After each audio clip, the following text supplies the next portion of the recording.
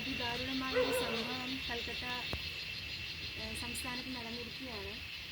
നമ്മളൊരു PG വിദ്യാർത്ഥി, medical വിദ്യാർത്ഥി അതിദാരുണമായി കൊല ചെയ്യപ്പെട്ടിരിക്കുകയാണ്, റേപ്പ് ചെയ്ത് കൊല ചെയ്യപ്പെട്ടിരിക്കുകയാണ്.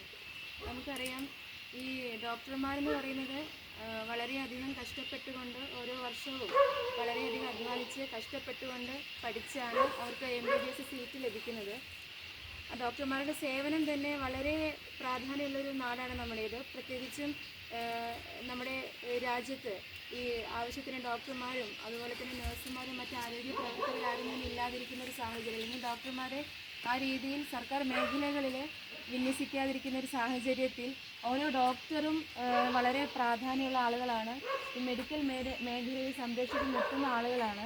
അപ്പം അങ്ങനെയുള്ളൊരു ഡോക്ടറെ, വനിതാ ഡോക്ടറെ വളരെ ദാരുണമായ രീതിയിൽ റേപ്പ് ചെയ്ത് കൊല ചെയ്യപ്പെടുക എന്ന് പറയുന്നത് നമുക്കത് ചിന്തിക്കുന്നതിനപ്പുറത്തേക്ക് നമ്മുടെ ഹൃദയത്തെ തകർക്കുന്ന ഒരു സംഭവമാണ്. ഇത് ആദ്യമായിട്ടുള്ളൊരു സംഭവമൊന്നുമല്ല. നേരത്തെയും തന്നെ ഇതുപോലുള്ള നിരവധിയായ സംഭവങ്ങൾ റിപ്പോർട്ട് ചെയ്തിട്ടുണ്ട്. കേരളത്തിലും സമാനമായ രീതിയിൽ ഡോക്ടർ വന്ദന ദാസ് 2 വർഷം മുൻപേ അത് കൊല ചെയ്യപ്പെട്ടു. നമ്മുടെ കൊട്ടാരക്കര, കൊല്ലം ജില്ലയിലെ കൊട്ടാരക്കരയിൽ വെച്ച് കൊല ചെയ്യപ്പെട്ടു. അതുപോലെ തന്നെയാണ് ഇപ്പോഴും സംഭവിച്ചിരിക്കുന്നത്. സെമിനാർ ഹാളിൽ വളരെ ഈ മെഡിക്കൽ കോളേജിൽ അവർക്ക് കഠിനമായി കുറച്ചധികം സമയത്ത് 32 മണിക്കൂറിലധികം ജോലി ചെയ്ത് അവരെ റെസ്റ്റ് എടുക്കാൻ വേണ്ടി അവർക്ക് റെസ്റ്റ് റൂം പോലും ഇല്ലാതുള്ളൊരു സാഹചര്യത്തിൽ അവർ സെമിനാർ ഹാളിലാണ് കിടന്നുറങ്ങേണ്ടി വന്നത്. അങ്ങനെ അവിടെ കിടന്ന് അവരെയാണ് ഈ പറഞ്ഞതുപോലെ പിറ്റേ ദിവസം അവിടെ ഒരു തൊഴിലാളി, ആരോഗ്യ പ്രവർത്തകൻ കണ്ടത് അവരെ റേപ്പ് ചെയ്യപ്പെട്ട് കൊല ചെയ്യപ്പെട്ടിരിക്കുന്ന രീതിയിൽ കണ്ടെത്തിയത്. അത് നമുക്ക് ഒരിക്കലും ഇങ്ങനെയുള്ളൊരു മരണം ഒരിക്കലും നമ്മളെ അംഗീകരിക്കാൻ സാധിക്കുന്ന ഒരു മരണമല്ല. നമ്മുടെ നാട്ടിൽ നിരവധിയായ പ്രശ്നങ്ങൾ ഇതുപോലെ ഉണ്ടായിക്കൊണ്ടിരിക്കുന്നു. ആരോഗ്യ പ്രവർത്തകർക്ക് നേരെ നടക്കുന്ന ഇത്തരം പ്രശ്നങ്ങൾ ശരിക്കും അത് അഡ്രസ്സ് ചെയ്യപ്പെടേണ്ടതാണ്.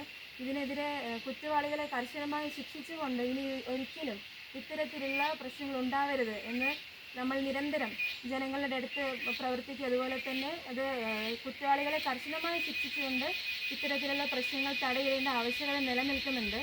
അപ്പം ഒരിക്കലും ഇനി ഇതൊരു അവസാനത്തെ സംഭവമാകണം എന്ന് ആഗ്രഹിച്ചുകൊണ്ട്, ഇനിയും ഇതുപോലുള്ള സംഭവങ്ങൾ ഉണ്ടാവരുതെന്ന് ആഗ്രഹിച്ചുകൊണ്ടും ഒപ്പം തന്നെ കുറ്റവാളിക്ക് കർശന ശിക്ഷ ഉറപ്പാക്കണമെന്ന് ആവശ്യപ്പെട്ടുകൊണ്ടാണ് നമ്മളിവിടെ ഒരു പ്രൊട്ടസ്റ്റ് പരിപാടി എടുത്തിരിക്കുന്നത്. ഇപ്പം ഈ പരിപാടിയുടെ കൂടുതൽ ഡീറ്റെയിൽസിനെ കുറിച്ചും അതുപോലെ തന്നെ കൂടുതൽ തുടർന്ന് സംസാരിക്കാനായിട്ട് ഡോക്ടർ ശിവകുമാറിനെ ക്ഷണിക്കുന്നു. Dear friends, I think so we are not aware about this unfortunate heinous crime that has happened in Kolkata. These type of incidents has been happening again and again across the country. This is not the first time. Every time governments will come and they will say they will take strict action. Particularly these type of incidents have been happening more common in government hospitals, and these hospitals have been run by the government, where we day by day, I being a government medical officer, I know the condition of government hospitals where there is least security in government hospitals.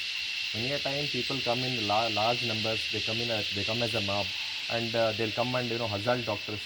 And this is not just an assault; it is a rape and killing a female medical doctor. So this is very unfortunate and unprecedented actually. It is the responsibility of the government to provide security to all healthcare staff, not just doctors, for all healthcare staff, those who are working in government hospitals particularly.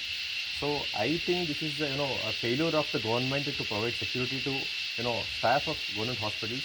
This from Medical Service Center we strictly condemn, and it's very unfortunate incident. We hope such kind of incidents will come down in the future, and it's a responsibility that the government should take. It's a blame that government should take as a moral responsibility, and they should act in a fast way to catch the culprit and make sure that such incidents will not happen in the future, and provide justice to the doctor who died in this incident. That's it. Thank you.